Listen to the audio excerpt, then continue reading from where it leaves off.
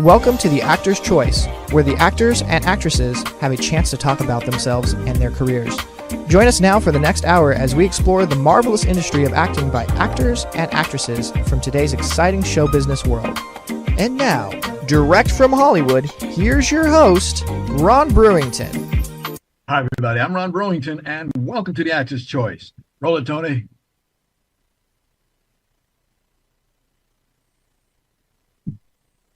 World records are being set and broken all the time, and New Mexico definitely has its fair share. The world's largest balloon rally, the longest tram ride, the deepest cave, a governor that holds the world record for handshakes in 8 hours, and even the world's distance record for pasta being blown out of someone's nose. So we'll be up here for 24 hours, basically, staying up, cooking, and keeping it going. What keeps you going? Bud Light. Ladies and gentlemen, my first guest today acquired a film and TV bachelor's degree from San Jose State University and then quickly bolted back overseas to live in places such as Italy, France, and Africa, finding work as a TV segment director and cameraman. This was the beginning of a fantastic training and exposure, which made him the top professional that he is today. Ladies and gentlemen, please welcome actor, producer, director, and others. Ladies and gentlemen, Mark Vasconcellos. Greetings, Mark, and welcome back again to The Actor's Choice. It's been a while. It has been a while. Quite a few many places you've been. So where you been born? Where were you born at? Oh, I was born in good old Fremont, California. Bay Area boy. Well, we got just a few moments, but a lot to talk about. So what made you get into this business? Wow. Well, it was kind of weird because when I went to college, I kind of knew that I already wanted to be in television and film one way or another. When I started at school, I was basically tech side, so I was behind the camera and I worked with other filmmakers and directors and I was the shooter and had a lot of fun doing that. And then I went to LA to work on a movie with Shirley Jones and Len Cariou and Nancy Malone and all these really cool people. And someone on set say, have you ever been in front of the camera? And I was like, no, I'm a cameraman. I'm going to be a director, this and that. And she goes, I have friends over in Italy who may want to work with you if you want to be a model. And I was like, what? And so they sent my pictures over, and the modeling agency said, yes, send them over. I thought I was going to stay in Europe 1 month. I ended up staying 3 years. Wow. Which was kind of crazy and fun. And when I wasn't doing the modeling gig, I found a production company that actually needed a cameraman and a director.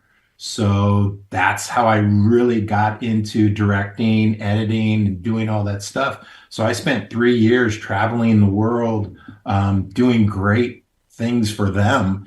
And we just had a blast. See, ladies and gentlemen, we told you he was a professional, a top professional at that. What are some of the roles now that you're in the business and been in it for a number of years? What are the kind of roles that you look for? Oh, the roles I really love to play now are the antagonist, the bad guy, the troublemaker. I'm a middle child, so I'm kind of a troublemaker myself. But those are the real fun characters to play or portray because they're really deeply flawed. And, the more screwed up you are, the tougher it is, but the better the challenge. And that's what I like. So you really got to envelop this character and develop and just embody the character. So it's kind of fun playing the bad guy. Okay. Your first opportunity with IMDb came in the year 1991, Beverly Hills 90210, the TV series. Remember that? Oh my God, you just dated me, man. Yeah, it was funny because, like I said, my friend Nancy Malone, who was one of the first female directors, she was directing 90210. She was directing a bunch of stuff, and she really liked me, and so she saw that I had something to offer. So she actually got me on some shows. And granted, I started off as an extra, like most of us do, but I remember The reason why I got my SAG card is because I was Taft-Hartley. I was on a soap opera with Susan Lucci, and she turned and had some interaction with me, but I wasn't scripted to say anything. So I'm just standing there looking like an idiot. And the director says, "Come on, give this guy some lines. This scene is terrible. Let him speak." So, she gave me an under five line, and that was my gateway into being a SAG actor. So it was kind of cool. I'd say, as I went down over your books, you started way back then, and you're doing everything well.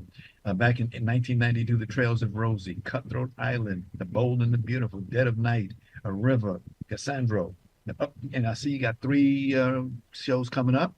Arto. Yeah, right now we have a kind of a psychodrama called Arto, which is in the film festival market. It's a short, well, it's about 30 minutes. It's kind of a long short.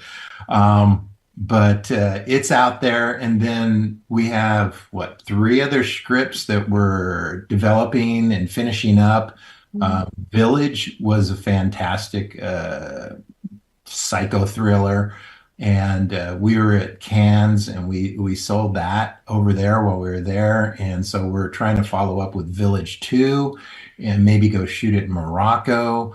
I'm pushing a script right now called Precious Cargo, which is really a poignant, heartfelt border drama, and it's a story that needs to be told. So I'm hoping we can maybe shoot that in the next year or so, which would be a lot of fun to do. Okay. Precious Cargo looks familiar.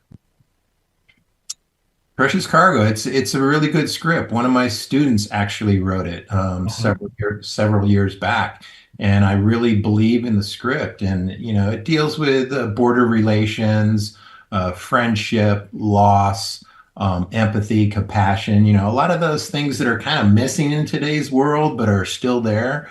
So we want to bring that good stuff up to the surface again and show that, human beings can treat each other with dignity and respect and work together and help each other. There's no reason for fighting. It's a good story. And I think it really needs to be told.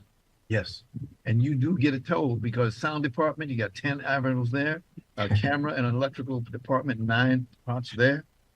Yeah, you could say I've done almost every job on the set, which is pretty much true.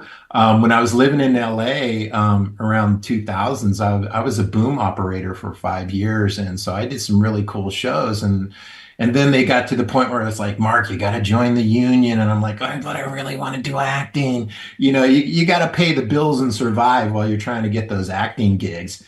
And so you do whatever it takes. And I'm like, you know what? I'm not going to join the sound union. It's not where my passion is. I'm in the Screen Actors Guild, so I'm just going to kind of keep pursuing that. And yeah, sometimes you don't get the big time. It takes time to get there, but the thing is persistence. Just keep doing it, because if you love it, it's not work. You just love it. It's your passion. So we keep trying and we keep doing it, and we've been kind of consistent. COVID screwed up a lot of people, and the strikes have screwed up a lot of people. So it's kind of getting the gearing back up again. But I love doing the indie films too, and working with my friends and family, and we have a good time doing that kind of stuff too. It shows. It really shows, Mark. It really does. Mm-hmm. Over the years, we've seen changes in technology. One of the, as you know, about AI, artificial intelligence, what's your thought about that? It's a double-edged sword. It really is. I think anywhere in the arts, people are going to suffer because of AI. People are going to lose jobs. Quality is going to be different. It's great. We're going to progress technologically anyway, but there has to be some restrictions on it to protect actors, to protect creators. You can feed a couple words into a computer now and it'll spit something out, which is AI generated.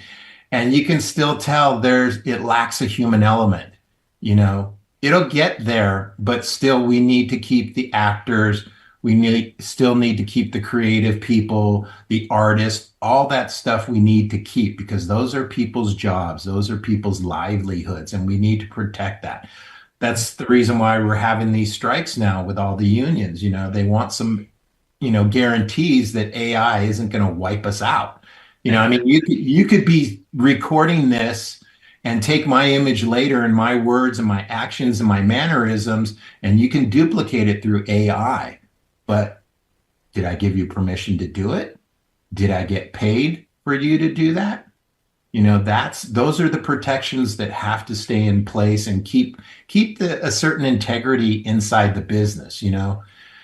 Yeah, our business is a multi-billion-dollar industry, but you have to protect those people in it who have to make a living doing certain things.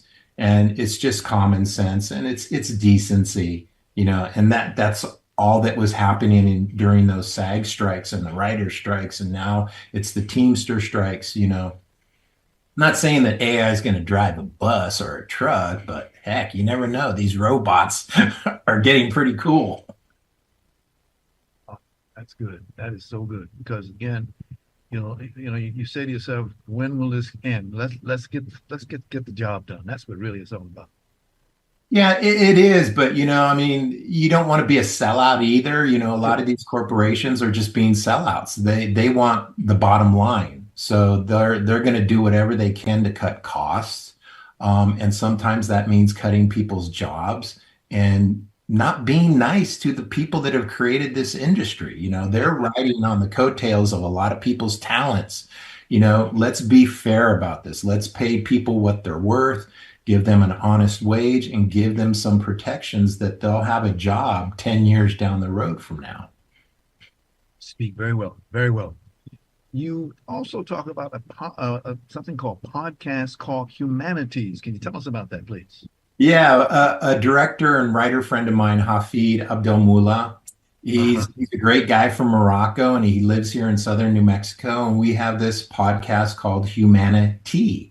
So we sit there and brew some tea from anywhere and around the world. We get teas from all over the place, and we talk about life. And we try to keep it in a fun, positive perspective. But, lots of times things can get heavy. And it's been neat. And we're going to gear up again, because we like to do it during the winter months when we can be cozy warm in the studio. We cover a vast array of topics. I think this next season we're going to have a little more fun, get a little crazy. Yeah, nothing wrong with that. So what are you doing now? What else are you doing these days? Oh, wow. Always fighting for more film industry in New Mexico, and especially in Las Cruces, which is southern New Mexico, the borderlands. Technically, we don't have film studio infrastructure in place, but 3 are in the works. One of the local colleges just put up a sound stage, and that's always a good draw. Granted, they can only rent the facility out a couple months or 3 months out of the year just because of the bureaucratic red tape and education and taxpayer dollars. But there is a company that's moved in here from California, and they've promised to build several sound stages. So that's hopefully in the works. And that'll bring more movies to us. We're on the map. We're on Hollywood's radar. We've had Bruce Willis here shooting a movie. We've had Mel Gibson twice. We've had Dolph Lundgren, Ving Rhames. So, we're getting some good work. And it's basically economic development for southern New Mexico, which has been lacking for so long. So that's always a fight. We got a video that we'd like to show for you and for folks. It's called Celebrating Love and Equality, an podcast moment. I stumbled upon that one 4 weeks ago. You put this together. Roll it, Tony. We just want to clarify, and we adore women. I love women. I love my wife. I love my mom. I love my daughters. I love them all, baby. I love them all. Equality. That's what we're talking about. Peace out. Live and let live. Live and let live. Live and let live. Live Man and let and woman live. day every day. Yeah, why not? Exactly. Man. Yeah. That was nice. That's a good little teaser for our podcast. Yes. Like I said, we have a variety of topics, and we have people sit in every now and then, and it's always good to have different people's perspective on things, But most of the time, it's just me and Hafid, or myself and Hafid, and we cover topics. You name it, we'll talk about it. Wow. Ladies and gentlemen, this young man he is now in an area of this world that that's how I bumped into him. It's in New Mexico. There's actors, writers, film persons. Tell us about it. Not in Hollywood. They're out there. Tell us about it. Yeah, New Mexico's always been very pro film. It was actually one of the first states that created the tax incentives for filmmakers. So New Mexico always has a great film incentive, which is, the golden carrot in front of the horse. Everybody wants films to come shoot in their state and sometimes in their towns or their villages or their cities, because film, puts money in everybody's pocket. They need everything when they're shooting a movie. Yeah, sometimes it can be a pain in the butt, but everybody loves it. Everybody's saying, wow, I got to be in a movie, or I got to be part of this and part of that. So it's a huge economic driver in the state, and New Mexico has done really well with it. So the overall goal is to spread film production all over the state, not just in Albuquerque or Santa Fe. So I think in Las Cruces, if you're a filmmaker, you can get up to 40% tax incentive. So if you spend $1, you get 40 cents of that back, and that adds up. And there's no spend limit. So when I shot the movie River, when I made that movie, I produced it, I got a lot of money back. Well, our budget was really small, but I still got money back, which went to music, post-production, things like that.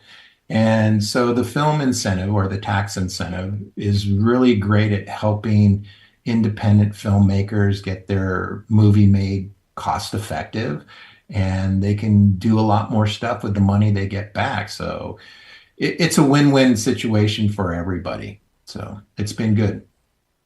I can't thank you enough for talking about the good folks in New Mexico. Please stay in touch and continued success. For sure. Ladies and gentlemen, Mark Vasconcellos. This is the Actor's Choice. Roll it, Tony. Domestic violence, what is it? The pastor said that's when the amygdala, that's when it lights up. They must not be too bright. People, they just lose their temperature, and then they don't tell jokes to bring the temperature down. Why don't they just leave? Domestic violence is not an anger or an amygdala problem. Ladies and gentlemen, my next guest today is the best-selling author, acclaimed actor, advocate, playwright, musician, and comedian. She's also an award-winning filmmaker that she learned, and we'll be talking about that. She does a lot of work, ladies and gentlemen, so let's get busy.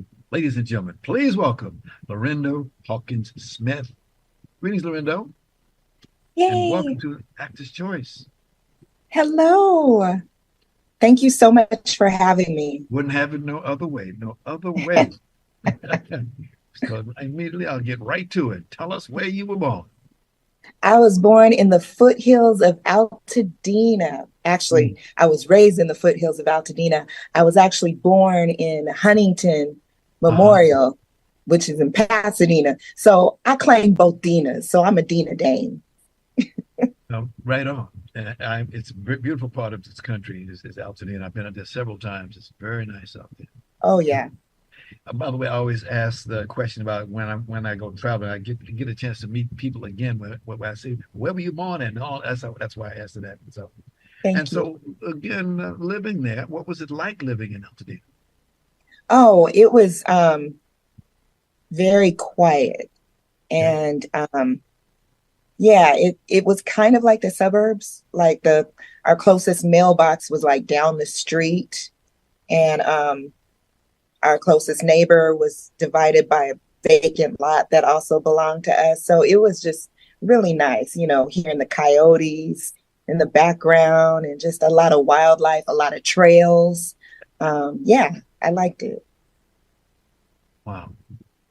Lorinda, you've covered a lot of work over the years, my dear. What made you get into all the numerous justices in other areas that you do?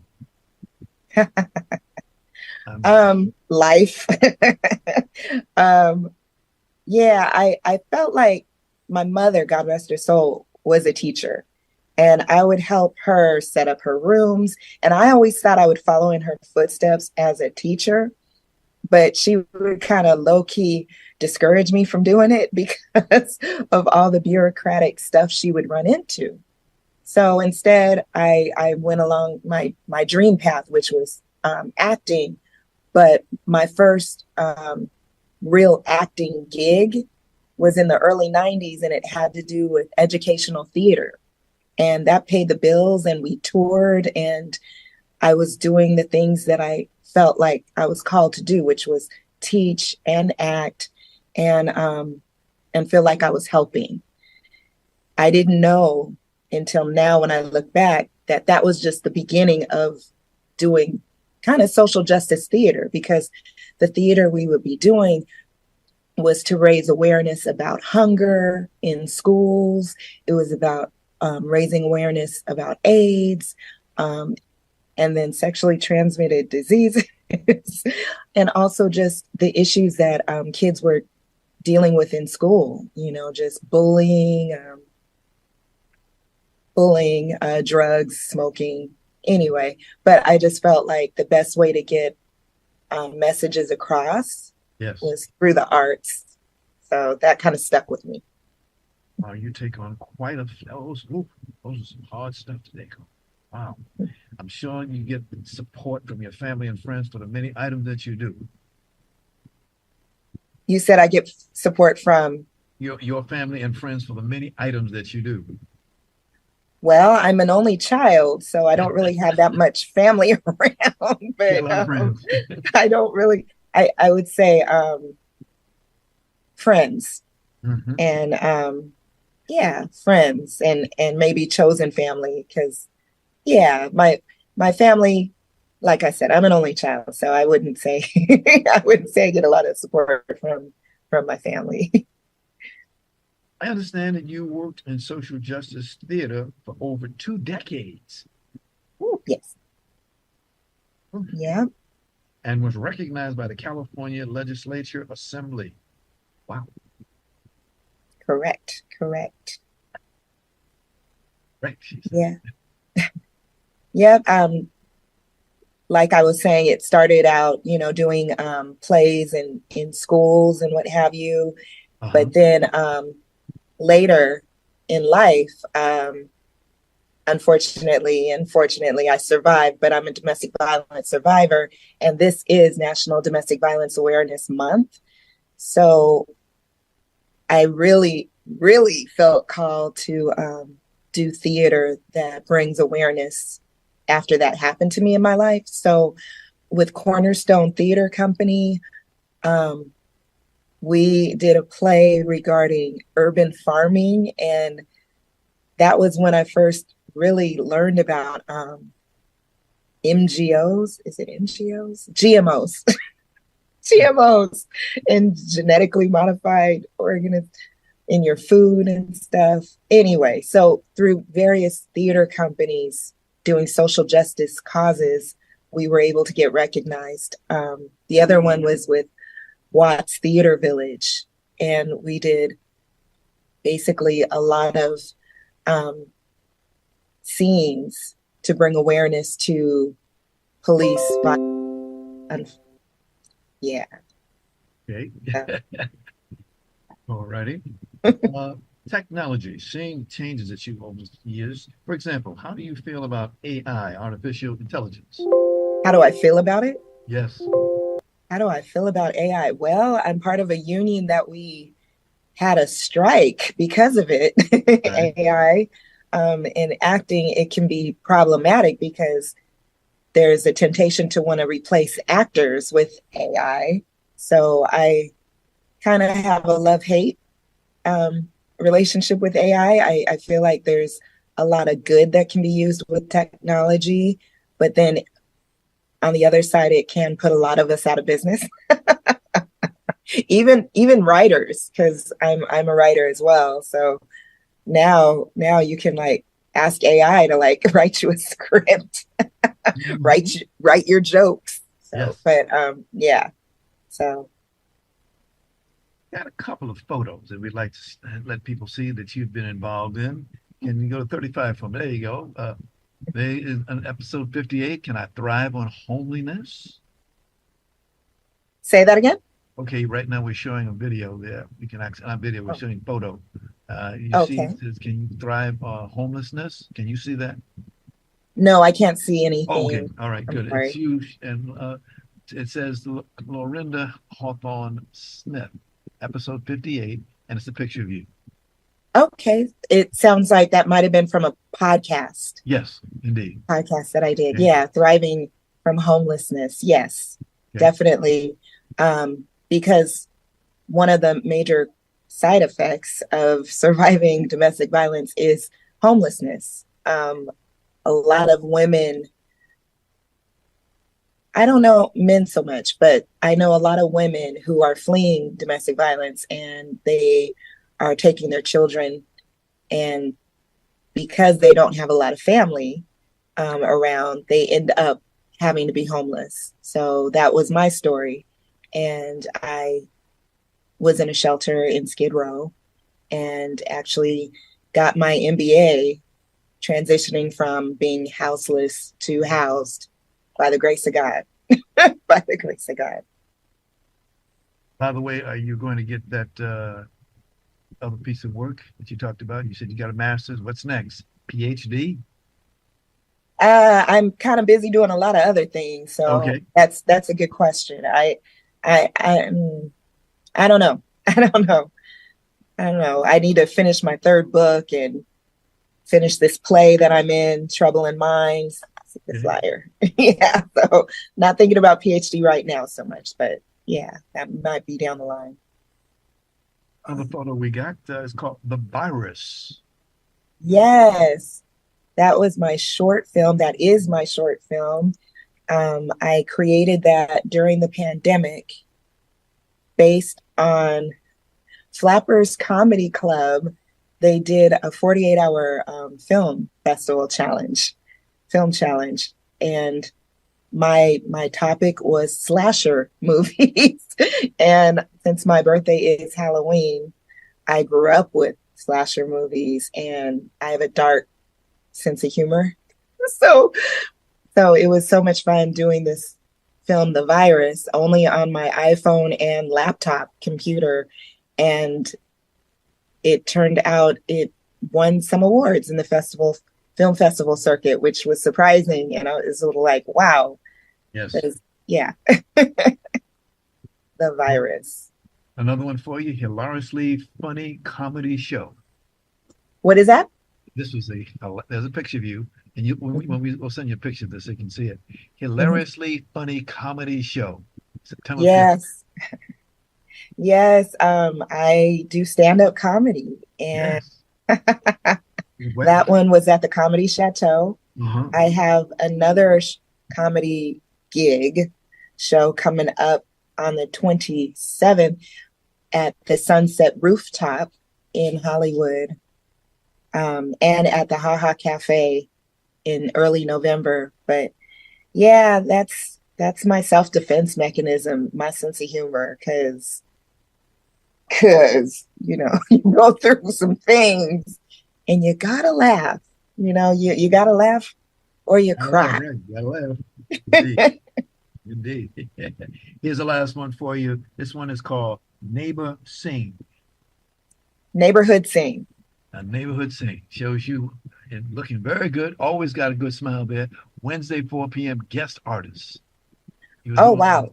Urban voices with this one. Yeah. Yes. Okay. Well, right now I'm actually joining you from the Skid Row History Museum and Archive. And actually, this is where I host an open mic every last Friday of the month. Uh-huh. And at the last minute, I had to do the Zoom from here, Ron, because I had an audition that I'm going to right after this. So anyway, in saying that, I'm going to show you the flyer for Urban Voices Project. Wow. And I started out as a guest artist with Urban Voices. And then I became a choir director with Urban Voices Project. Wonderful organization. I no longer work with them right now, but I definitely recommend supporting Urban Voices Project. But yes, I am also a musician. So I do play the piano and sing. So it was wonderful being able to work with them. And I wish them well. I hear they have a gig in Vegas right now. They are so busy. But Urban Voices Project, and Urban Voices Project, they have a Skid Row performance choir, but they also have music wellness programs as well. So it really benefits the community. Got you. Are you still doing or have done the subway? Or you did the play there on the subway? Nope. I have done that one episode I told you about quite a few years ago in Lamert Park area. And that was with Leslie B. Jazzin. And that was very fun, very fun. Yes. I believe it was two gentlemen of Verona. And yeah, that was so much fun. And I love Hassan. I keep in touch with Hassan. He sometimes drums at my one-woman show, which is called Justice or Just Me, The Bite. And it was part of the Hollywood Fringe Festival, and it was awarded the Diversity Scholarship Award for productions with powerful impact. And every time I do that show, even now, I like to have drummers open it up. Yeah. Brenda, that's beautiful what you do. God bless you. Well, folks, you met a lady today who really does a lot for a whole bunch of people. Lorinda, please give us a number. Is there a telephone number they can contact you? You have one like that? And also, I just wanted to just plug again. Yes. I'm in a play, Trouble in Mind. It's open now and it closes November 10th. Please come out and see it. And also this week, Thursday, you can check me out, Grey's Anatomy. I have a co-star role on that show this week. Grey's Anatomy, Thursday night, 10 p.m. on ABC. And if you miss it that night, you can catch it on Hulu the next day. If you want to just check me out on my website, LorindaHawkinsSmith.com. And there you can get a hold of me, see what's coming up. And I'd love to connect with you. Thank you, Ron, for having me. My pleasure. Good. We'll get you back here again, definitely. Awesome. Have a blessed day. Same to you. Ladies and gentlemen, right. Lorinda Hawkins Smith. Brother, tell me this. Young girl, be true now. Be true. The boy, he really loves you. Really loves you. But don't do him wrong, or he'll pick up his shoes and walk and say it's all. Ladies and gentlemen, today we bring you an American rhythm and blues band from Ohio. Now, the group was formed in 1970 by John Wilson, Charles Still, and Mark Saxton. They call themselves Sly, Slick, and Wicked. Today, we are extremely blessed to have as our guest a gentleman that I've known for years. Good guy, real good guy. Ladies and gentlemen, please welcome co-leader, Sly, Slick, and Wicked, John Sly Wilson. Hi, John. Hey, Ron, how you doing? I'm doing good to see you there. We have a little problem here. That's why he's just seeing me. We'll fix it later after the show is over. Well, my friend, where you been? Good to have you here. When did you and where you started Sly, Slick, and Wicked? Well, we started in Cleveland, Ohio. Actually, we all went to the same high school. We were in the choir together. Uh-huh. And when we graduated, I saw Charles walking down the street because we all lived in the neighborhood. I said, "What you doing?" He said, "Man, I ain't doing nothing." I said, "Let's start a group." He said, "Okay." He said, "Well, who else we gonna get?" I said, "What about Mark?" I said, "Yeah, Mark's a good choice. He's a baritone." So that's basically how it started as I was walking down the street. And we started doing little shows. We had been doing talent shows in different groups in high school. And we started doing, little concerts, little shows in Cleveland, Akron, Youngstown. And then a guy named Kenny Brown, who was actually one of the co-founding members of the Bell Telephone, which morphed into the Dazz Band, Let It Whip. He told Paramount Records about us when they were playing in New York, and they flew an A&R guy out, and we sang for them, and next thing we knew, we were in the studio and signed to Paramount Records, and that's how it all started. I found this picture. Tony, can you show me number 45, 44? Yep. Look at that. Oh man, I was all but like 19 or 20 years old in that picture. Wow. Thank you. As we always say, where was you when this record came out? Where was you? Well, again, we were in Cleveland, Ohio, and Yes. we recorded it. And when I heard it on the radio, the two R&B stations in Cleveland was WABQ and WJMO. And I couldn't believe it. I mean, I just sat there in disbelief and say, I finally got a record out, because at the time Paramount only had two black acts. They had us and the Pointer Sisters. See, wow. You guys worked hard. I see 2 years after the formation, Terry Stubbs replaced Saxton, and Maurice Rudis Jr. He became part of your backup musicians, I'm told. Yeah, Maurice was a backup musician. In fact, we just got through completing not too long ago a movie called The Sax Man, which is about his life story and ours, and it's won 6 awards. And in fact, I was really shocked on Black History this month that on one of the stations, Steve Harvey was actually narrating segment by segment the film about Maurice and us. All right. Keep it going. Good stuff needs to be heard over and over and over again. We are now in different times now. You hear a little hip hop, it's not like it was back in the old days. How do you feel about the industry? I think it's taken a turn for going backwards. I like to call it R&B innocence lost. One thing that I prided myself on, of all the records and labels we recorded on, Motown, Polygram, Epic, I never never recorded a record I couldn't play for my mother. And I found that that's what's happening now, that the records that are coming out now, I wouldn't even play basically to somebody I don't like. The language, the content, I think is horrible. Hello?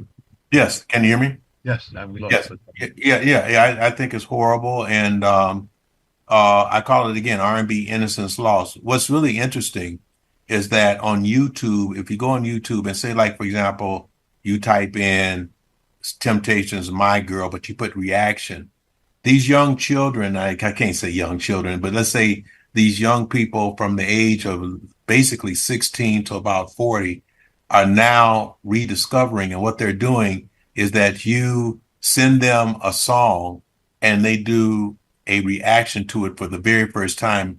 And 99% of these songs they have never heard of. They never heard of us. They never heard of Earth, Wind, and Fire. They've never heard of the OJs. They've never heard of these groups. And now they're rediscovering us.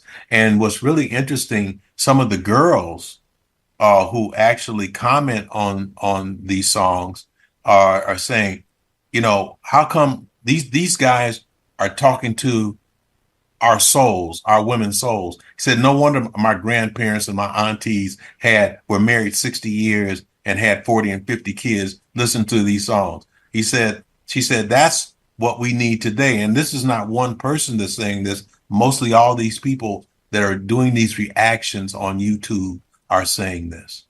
So they're trying to get back to what we were doing with Ron, with you and I, the music that you and I listened to, that got us through not only our love life, but actually through life. You really made a good point there.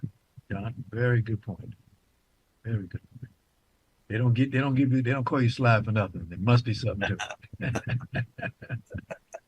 What do you see as in the future that people will live with it? Others going to come apart. What do you think? I think it's going to start. They say what goes around comes around, but there's nothing new under the sun. As I said, people want to get back to real music. I do master classes and actually have a student who is really interested about what real recording is like. Right now, I'm producing a single on Walter Williams of the OJs, who's my mentor. And, it's like I'm in awe because the OJs taught me how to lay harmonies. Barry White taught me how to lay tracks. And I learned the business basically from the Jacksons. And I think it's all coming back now to not how I look, but what is the content of the song and making good, clean songs. I'm quite sure rap and that type of thing will never go away because rap is not 50 years old. It's over 80 years old.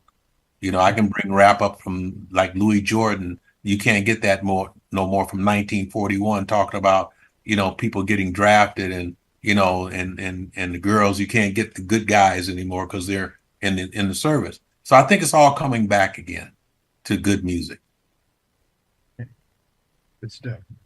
I see in 1973, John, you wrote the song Show Enough. And I understand that success on this record, Don Cornelius signed you guys up. Don Cornelius. Well, no, please go. I'm sorry. Hello? Yes. Okay. Yeah, what happened was we were on tour and I wrote a song called Show Enough. It was about the breakup at the time I was married of me and my wife. And I took it and basically it came out on James Brown's label and it went to number 5 across the board and we ended up doing Soul Train. And I was really, shocked and impressed and humbled that, that we were on the show. Cause, we used to watch the show on TV or whatever and say, when I get on there, I'm going to check out this girl. I'm going to check.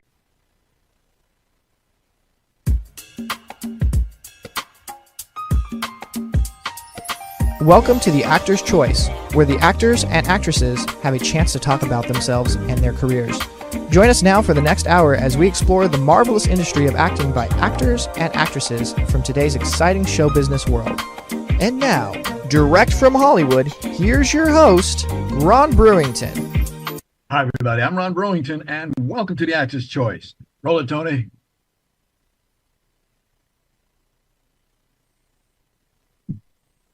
World records are being set and broken all the time, and New Mexico definitely has its fair share. The world's largest balloon rally, the longest tram ride, the deepest cave, a governor that holds the world record for handshakes in 8 hours, and even the world's distance record for pasta being blown out of someone's nose. So we'll be up here for 24 hours, basically, staying up, cooking, and keeping it going. What keeps you going? Bud Light. Ladies and gentlemen, my first guest today acquired a film and TV bachelor's degree from San Jose State University and then quickly bolted back overseas to live in places such as Italy, France, and Africa, finding work as a TV segment director and cameraman.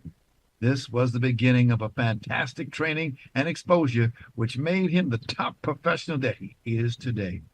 Ladies and gentlemen, please welcome actor, producer, director, and others. Ladies and gentlemen, Mark Vasconcellos. Greetings, Mark, and welcome back again to the Actor's Choice.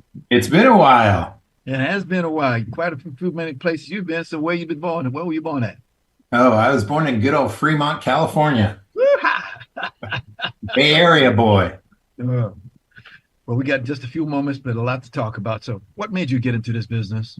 Wow. Well, it was kind of weird because when I went to college, I kind of knew that I already wanted to be in television and film one way or another.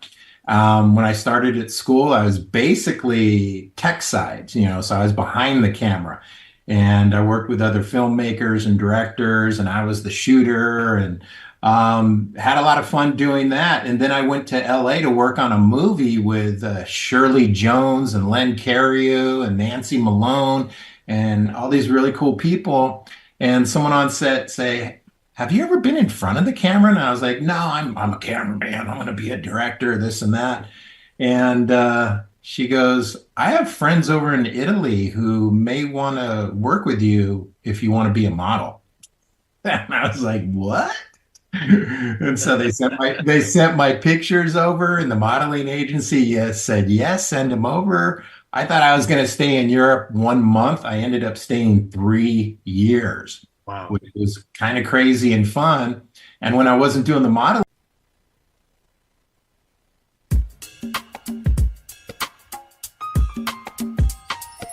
Welcome to the Actor's Choice, where the actors and actresses have a chance to talk about themselves and their careers. Join us now for the next hour as we explore the marvelous industry of acting by actors and actresses from today's exciting show business world. And now, direct from Hollywood, here's your host, Ron Brewington. Hi, everybody. I'm Ron Brewington, and welcome to the Actor's Choice. Roll it, Tony.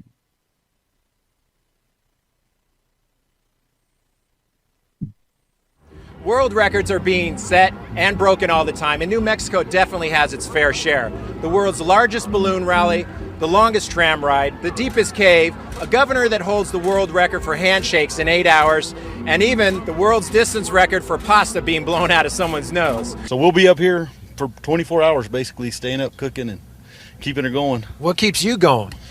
Bud Light. Ladies and gentlemen, my first guest today acquired a film and TV bachelor's degree from San Jose State University and then quickly bolted back overseas to live in places such as Italy, France, and Africa, finding work as a TV segment director and cameraman. This was the beginning of a fantastic training and exposure, which made him the top professional that he is today. Ladies and gentlemen, please welcome actor, producer, director, and others. Ladies and gentlemen, Mark Vasconcellos. Greetings, Mark, and welcome back again to the Actor's Choice. it's been a while. It has been a while. Quite a few many places you've been. So where you been born and where were you born at? Oh, I was born in good old Fremont, California. Bay Area boy. Well, we got just a few moments, but a lot to talk about. So what made you get into this business? Wow. Well, it was kind of weird because when I went to college, I kind of knew that I already wanted to be in television and film one way or another. When I started at school, I was basically tech side, so I was behind the camera and I worked with other filmmakers and directors and I was the shooter and had a lot of fun doing that. And then I went to LA to work on a movie with Shirley Jones and Len Cariou and Nancy Malone and all these really cool people. And someone on set say, have you ever been in front of the camera? And I was like, no, I'm a cameraman. I'm going to be a director, this and that. And she goes, I have friends over in Italy who may want to work with you if you want to be a model. And I was like, what? And so they sent my pictures over, and the modeling agency said yes, send them over. I thought I was going to stay in Europe 1 month. I ended up staying 3 years. Wow. Which was kind of crazy and fun. And when I wasn't doing the modeling gig, I found a production company that actually needed a cameraman and a director. So that's how I really got into directing, editing, and doing all that stuff. So I spent 3 years traveling the world, doing great things for them. And we just had a blast. See, ladies and gentlemen, we told you he was a professional, a top professional at that. What are some of the roles now that you're in the business and been in it for a number of years? What are the kind of roles that you look for? Oh, the roles I really love to play now are the antagonist, the bad guy, the troublemaker. I'm a middle child, so I'm kind of a troublemaker myself. But those are the real fun characters to play or portray because they're really deeply flawed. And, the more screwed up you are, the tougher it is, but the better the challenge.